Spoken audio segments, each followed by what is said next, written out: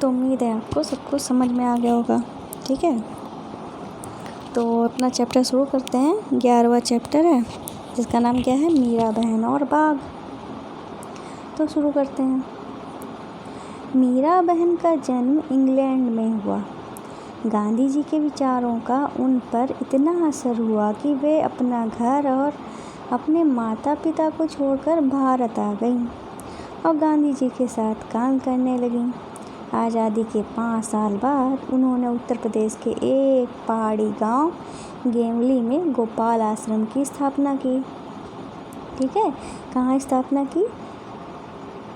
उत्तर प्रदेश का एक पहाड़ी गांव है जिसका नाम है गेवली, वहाँ गोपाल आश्रम की स्थापना की। उस आश्रम में मीरा बहन का बहुत सारा समय पालतू पशुओं की देखभाल में बीतता था।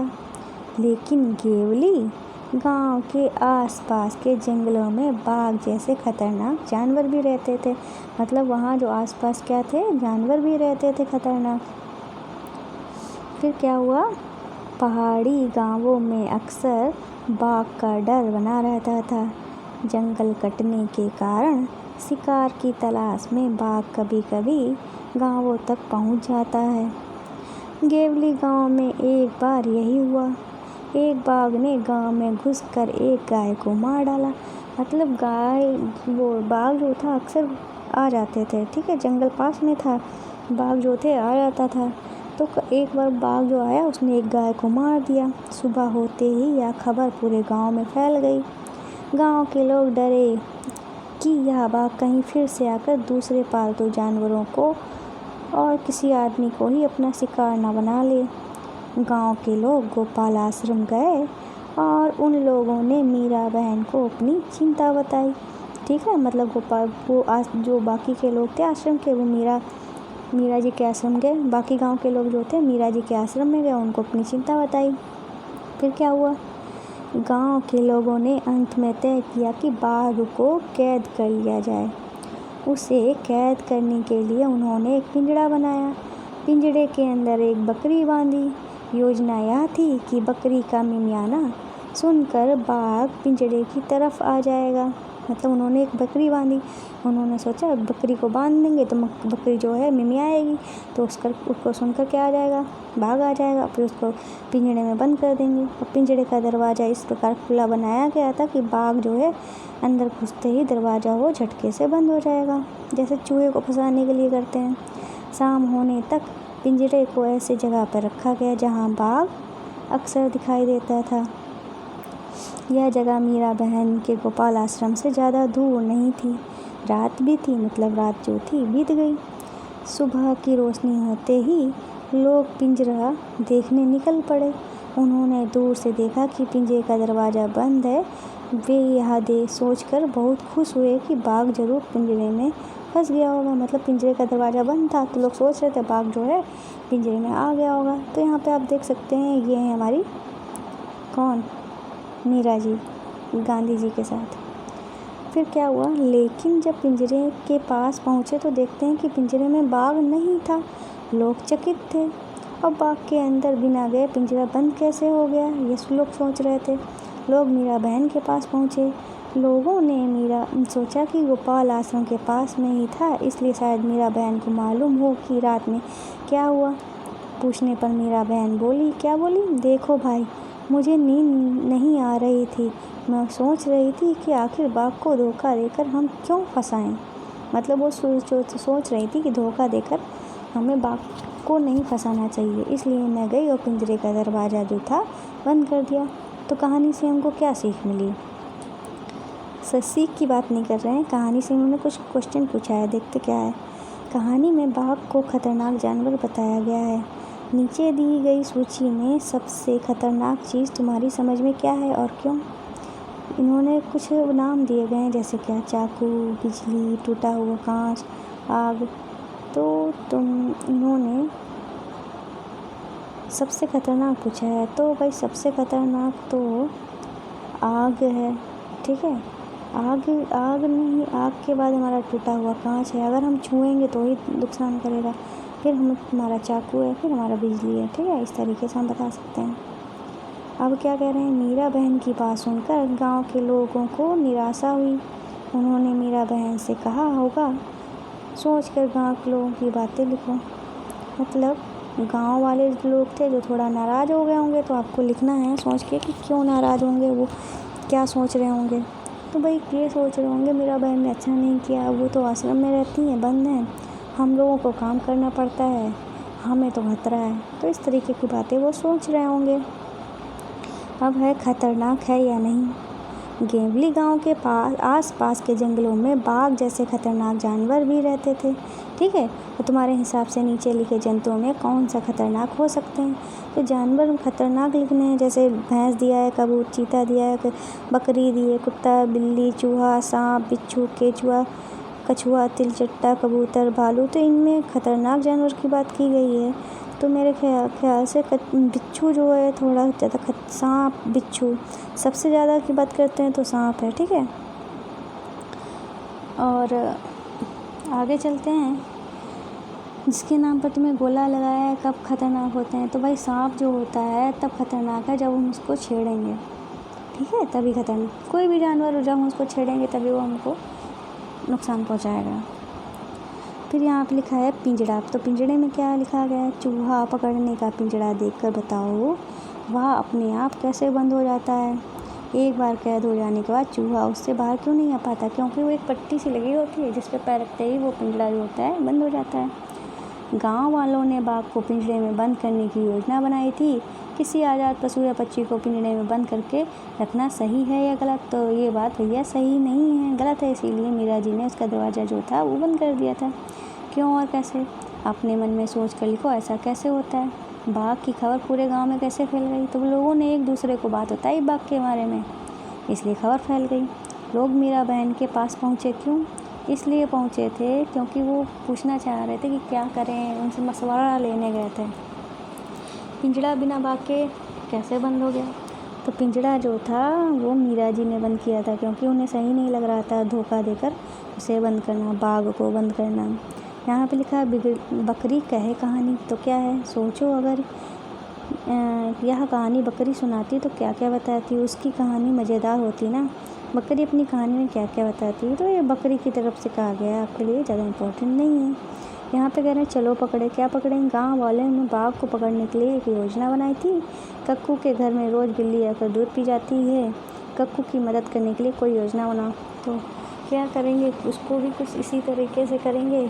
ऐसा कर सकते हैं कि ऐसी जगह पिंजड़ा, बड़ा सा पिंजड़ा बनाएंगे जिसमें बिल्ली आ जाए और उसमें दूध रख देंगे, और बिल्ली दूध को सूंघते सूंघते तो आ ही जाती है। तो जैसे ही वो आएगी तो पिंजड़ा बंद हो जाए। तो इस तरीके से हम ये कर सकते हैं। आगे क्या दिया गया है, पाठ से आगे। तो पाठ से आगे क्या है, ये सभी चित्र किसी व्यक्ति से जुड़े हुए हैं, पता करो। तो भाई ये जो घड़ी दी गई है, ये चरखा दिया गया है, और ये 3 बंदर दिए गए हैं, और ये खड़ाऊँ दी गई हैं, चश्मा दिया गया है, डंडा दिया गया है। तो ये सब जो चीज़ें हैं हमारे गांधी जी के हैं। अब ये यहाँ पे है कौन क्या है, तो बाघ, गाय, बकरी, भैंस, हिरण, ये क्या है, जानवर हैं।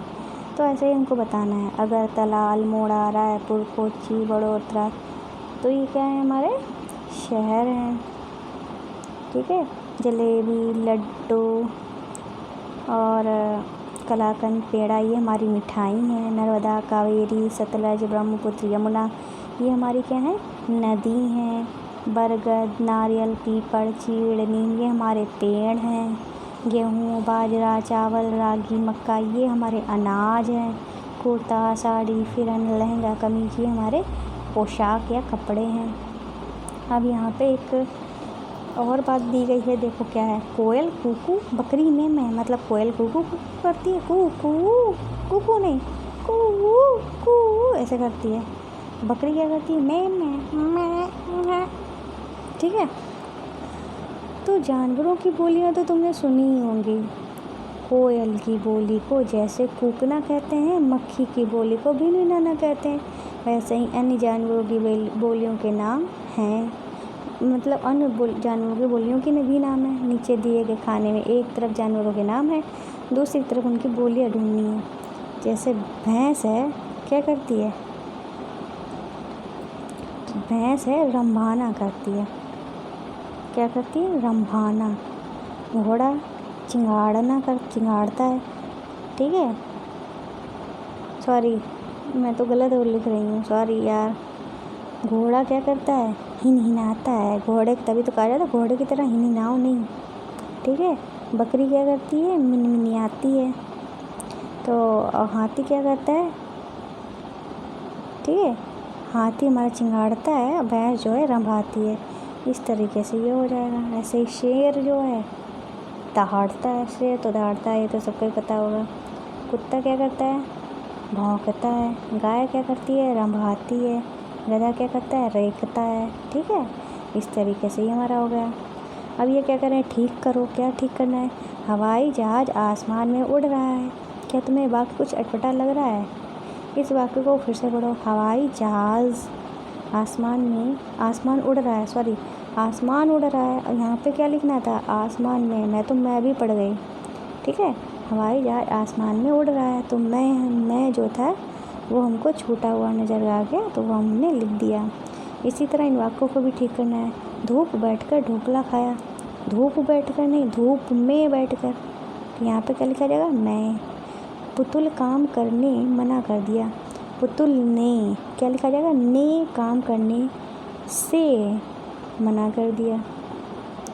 लता सब मूंगफली खिलाई। लता ने सब मूंगफली खिलाई से लग जाएगा यहाँ पे। ठीक है, ऐसे ही यहाँ पे पहाड़ी गांवों बाघ के डर बना रहता है। मतलब पहाड़ी के गांवों में बाघ का डर बना रहता है, ये लिख सकते हो। ठीक है, अब कहानी वही देखते हैं। कहानी की कहानी क्या है?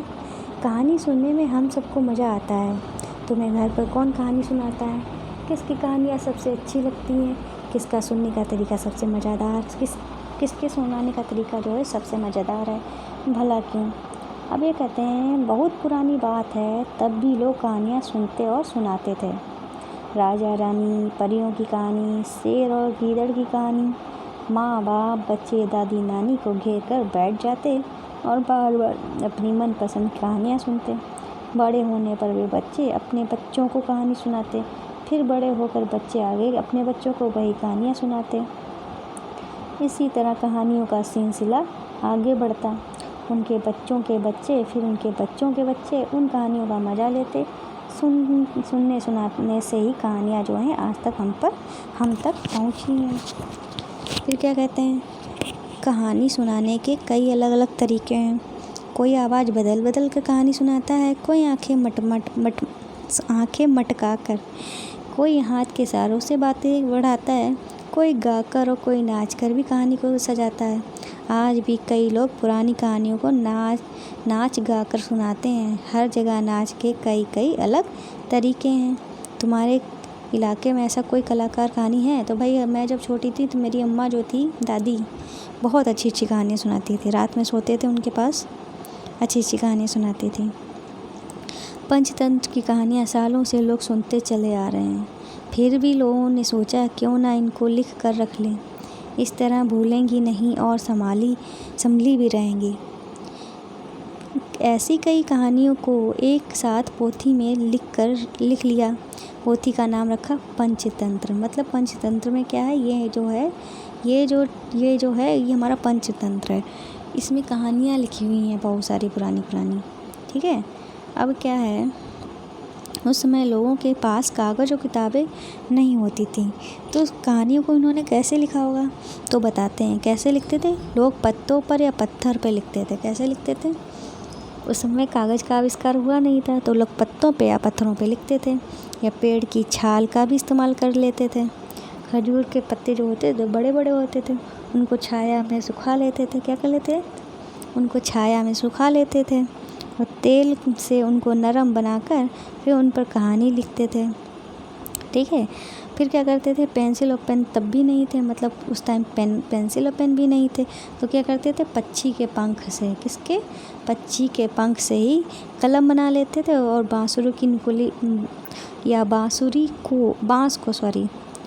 बाँस को नुकीला बनाकर उससे लिखते थे।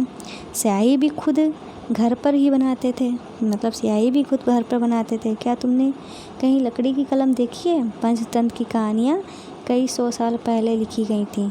दुनिया भर में ये कहानियाँ पसंद की जाती थीं। कई लोगों ने अपनी अपनी भाषा में इसको पोथी में लिखा था, मतलब कई लोगों ने अपनी अपनी भाषा में इस पोथी को लिखा था, जैसे उड़िया, बंगाली, मराठी, मलयालम, कन्नड़। यहाँ पंचतंत्र की एक कहानी की एक पंक्ति दी गई है। यह पंक्ति कई भाषाओं में है, जैसे कि सिंह श्रृंगाल कथा, अस्ति कस्मिंश्चित् वनोद्देशे ब्रजदष्टो नाम सिंहा। किसी वन के एक इलाके में ब्रज भाषा का नाम एक सिंह रहता था। मतलब यही जो कहानी थी कई सारी भाषाओं में लिखी गई है। अब क्या कहते हैं, इनमें से तुम कौन सी भाषा पहचान पाओगे? भाई इसमें से तो सिर्फ हम ये वाली भाषा ही पहचान पाएंगे, बाकी तो नहीं जानते। फिर क्या कहते हैं, क्या कोई पुरानी पोथी तुमने अपने आसपास देखी है? आज हम इन पुरानी पोथियों को संभाल कर रखते हैं। लोगों ने बहुत मेहनत से इन्हें लिखा था। इनमें कहानियाँ संजोकर बचाकर भी रखी थी। वे कहानियाँ हम आज भी सुनते हैं, पढ़ते हैं। इन्हें तुम अपने बच्चों को भी सुनाओगे, पढ़ाओगे, और इन्हें तुम्हारे बच्चे के भी बच्चे ही पढ़ेंगे ना। इस तरीके से बताया गया। कहानी जो है लिख के इसलिए रखी जाती है कि लोग भूले ना, और ये कहानियाँ जो हैं हमेशा के लिए याद रखी जाएँ और हमारी पीढ़ी दर पीढ़ी जो है बढ़ती जाएँ। और इस तरीके से आपका जो चैप्टर है वो कंप्लीट हो गया। और जाने से पहले एक इम्पॉर्टेंट बात है, वो भी सुन के जाना, ठीक है।